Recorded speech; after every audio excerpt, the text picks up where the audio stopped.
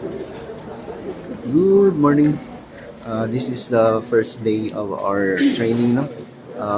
This is an opening ceremony for tactical combat casualty care and leadership development for officers and NCOs. Small unit tactics training. So, kanina training is composed of Philippine Army, Philippine Air Force, and the Navies, the sailors, and the Marines. So, mauna ako mga tropa, ang Philippine Marines. So, actually, kaning tropa na sa Philippine Marines was divided into two. Dito sa unahan mo, itong mga future medic na mo, foreman. Kami dere, mga officer mi dere, char. Combat training tactics. So, ano siya. So, nga mo na yung mga instructor no, for your informations, they are from United States Army, based in Guam. So, sila nga mo ang mga instructor karon for 5 days. So, ano siya. Okay. So I was supposed to read these slides earlier, but the course objective for the next few days is to be a source of education and training that will enable GUNG and AFP, NCOs, and officers to meet mission challenges of today and tomorrow. This course aims to increase self-confidence, leadership ability, resilience, and a sense of responsibility as a partner. As a result, students will be able to train, lead, and conduct operations at a small unit tactical level. Desired outcomes would be an exchange of best practices and core competencies between the Guam National Guard and AFP, which would enhance interoperability. As I said earlier, we're going to share our experience and expertise and a lot of you trainers as you guys introduce yourself. So the training outline for the next few days, officer-NCO relationships will be covered, and leadership development will be covered by Sergeant First Class Calvang. IMT's individual movement techniques, team and squad maneuvers, CQB, room clearing, and the STX.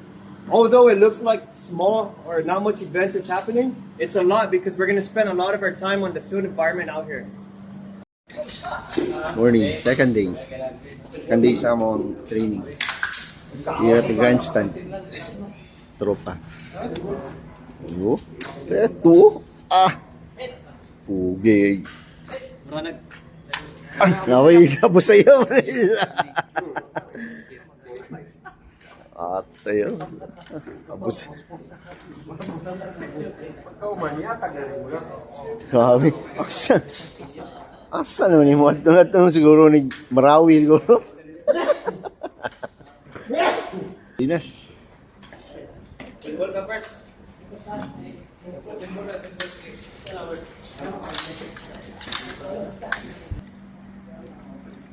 Sige. Okay.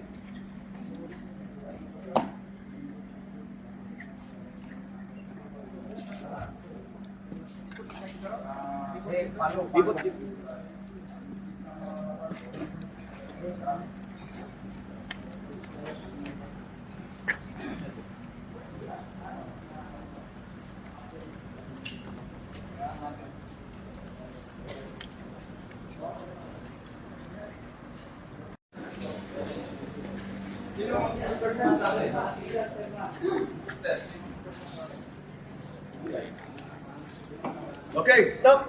Upay mo kasi. Figure out. Dito.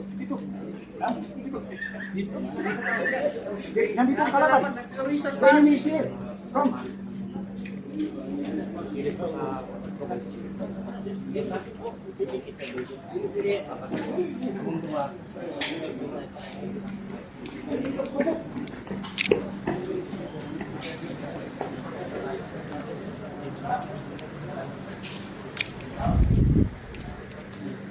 Okay, switch. We minimize exposure. Some other groups, it's okay, but you expose yourself too much because all you did was, let's go. Come on fast. If there's somebody there, they take you off, right? So as you came up here, only one group. You must always have security everywhere. One group, I only saw have security up here. There. Right? Other guys, they just go straight. The other guy, they just pull outside. Okay? Other groups, they had security left or front, left, right, and rear. That was good. But as you guys come up to here, one group, very good tactic. I think it was the Navy. The Navy's group, they came up here. They went like this. They verified clear. That was good. But it's not the only way to do things. Another group, they came here. They did what? Clear. It's like pie. They call it pie.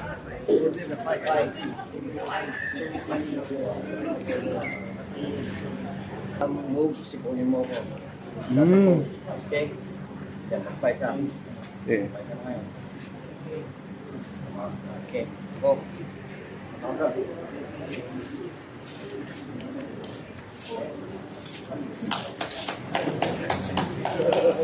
Yan. But that's dark. Not to say that your low pro is right or wrong. It's just the US we do a little different for low pro. Okay? Of course, the low pro. Sorry, Calvin. When do we use the low pro? With 1 feet of push. Higher. Ay. Tama. May kalahib, kaalis ko rin mataas. Oo. Really? That's low. Cover, silver. So you do the low pro when enemy fire is heavy. When you have to move to your next location and we have a lot of enemy fire. You do the low pro to minimize your exposure. No. So how do I look where I'm going?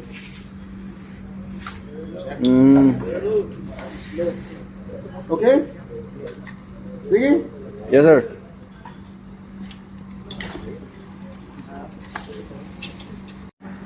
You can do like this or like this. High crawl.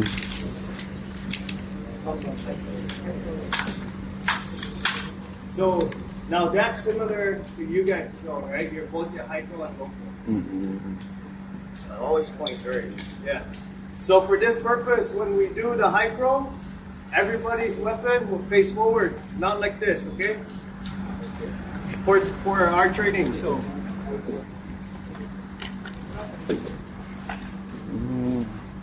Good? Ay, sir. So, wala forward. Kailangan ng up, down, right away. Tapos,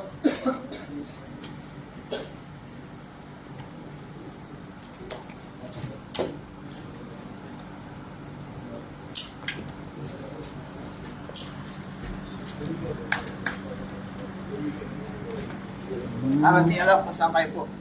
Tataas. Okay. Amo, excuse me, I know. Down. Left.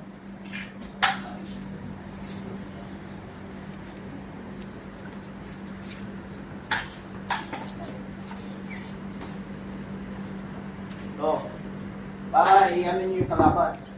Di alam kung saan kayo. Yeah.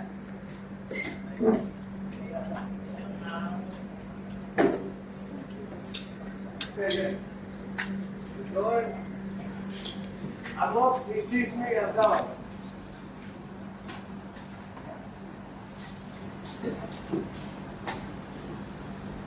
Amo, he sees me, I'm down. Right. Oh shit, I need to go to cover. Come on. Good? Yes, sir.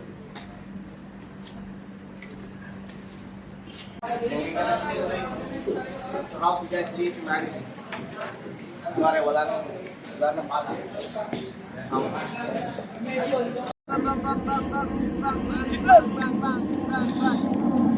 Shift right.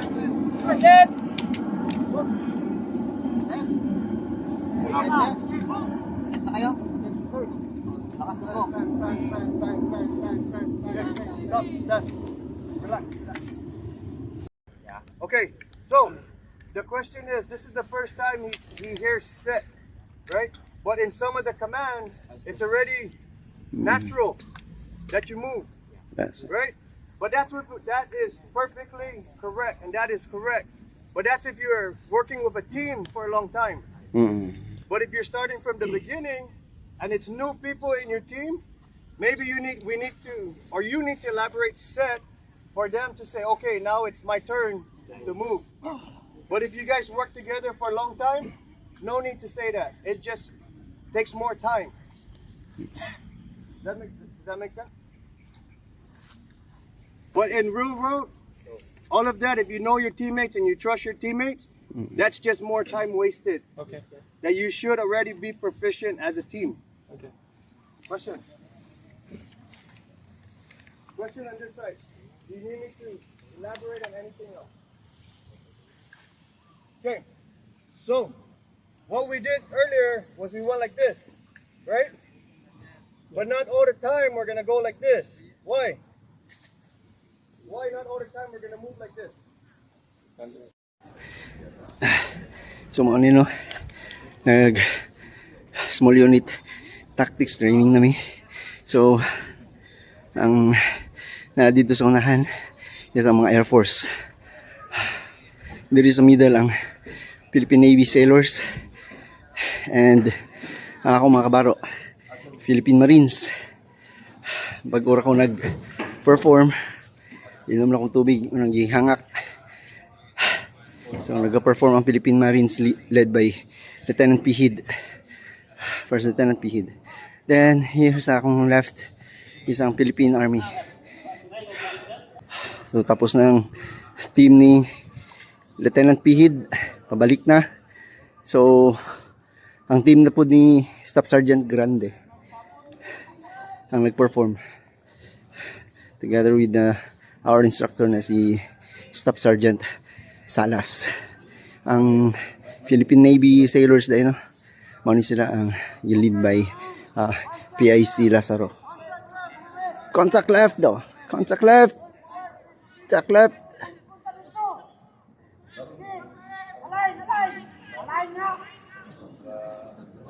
What happened to Sarge? Ano ba yan?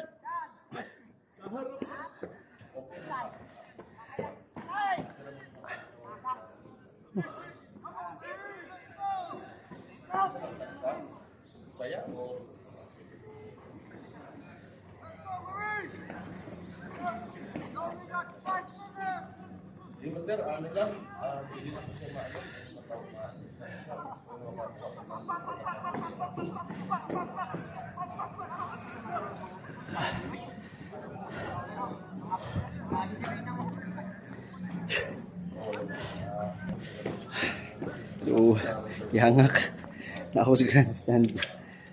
Wala, nawala akong shades. Balik. Aray. Shit. Balik muna ako. Busda akong baril.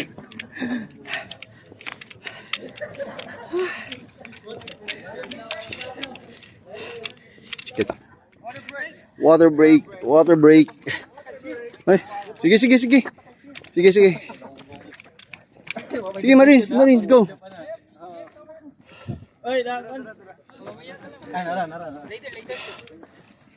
Sige, sige. The camera. Chinese. Pero Gera, dapat ito. Diba? Hindi nga pinapag-experience sa amin yun. Kaya nga, in times to war, lang nga.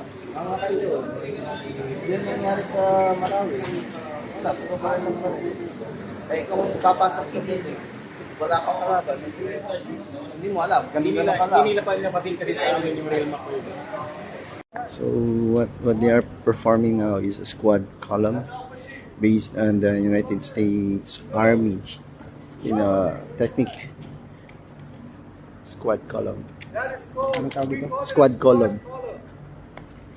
You might call it something else. That's totally fine. Okay? What we're going to do here is move as a squad and and then do a squad attack. Okay?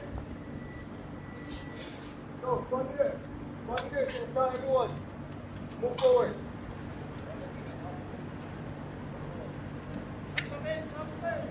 Move forward.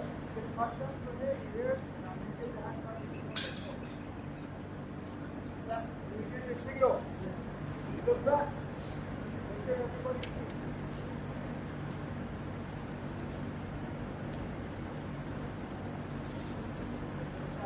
Pump. 200 meters! Stand your knees. It's okay. Stand your knees. It's okay. Coming down the street. Okay, squad leader. Hey, get contact up front. 200 meters! 200 meters. 4 tangos! Squad leader here. With grenade launcher! He cannot see. AK-47! Right? Let's say he cannot see. So he's going to get up.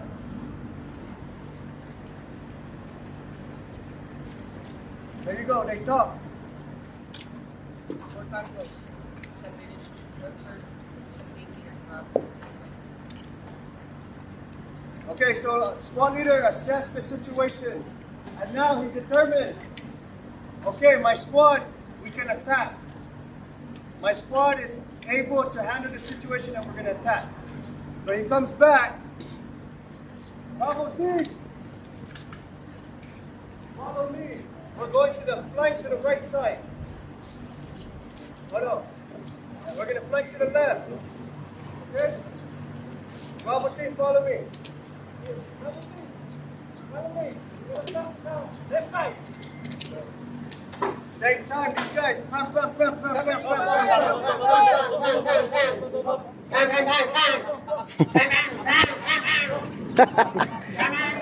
Chinese man yung baril.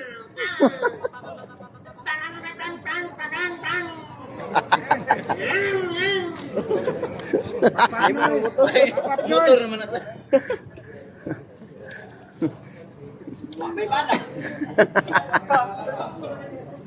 So, one guy. One guy. Anybody?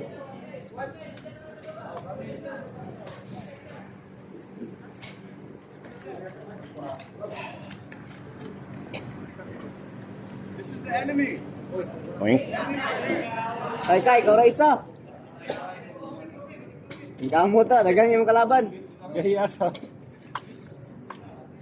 What did Bravo team do? They went to the south position, right? Yes. So now the Bravo team, the south position, they go here. These guys are support by fire. Bravo team, if they're in position, they call on the radio, I'm set. If there's no radio, they blow a whistle, make it loud. If there's no whistle, they throw smoke. Okay, go ahead, whistle again. That means they're set. What these guys are gonna do, continue firing, bam. That's their cue. That's their cue to shift fire. Shift right. Shift your fire. So they're shooting the enemy.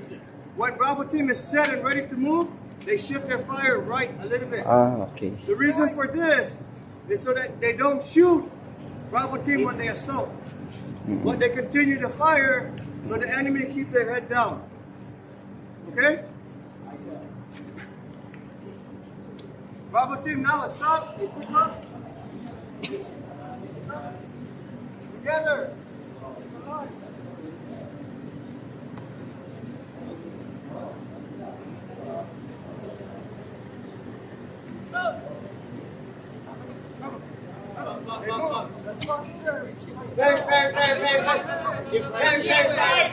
Shift right.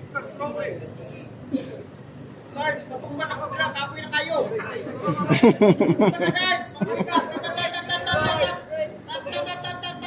Murag si Rizal, bagay di ba? Continue. Kaswalti, isa. Okay, stop there. Here, Bravo team, you don't bunch up. You make sure you stay in your sector. Okay? So when you assault troops, what's the first thing you do after? Security is always first. Check.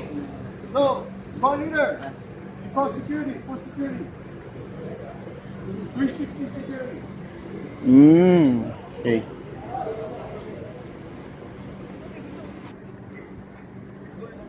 Sinikyo nilang kalaban. Oh. Wala din sa gitna. No?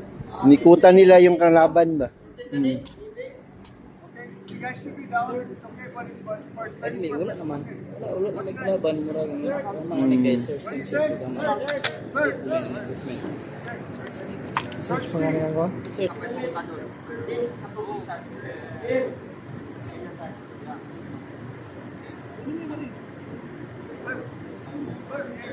Here.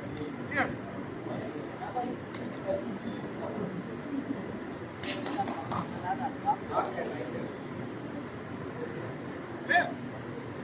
Want to come back?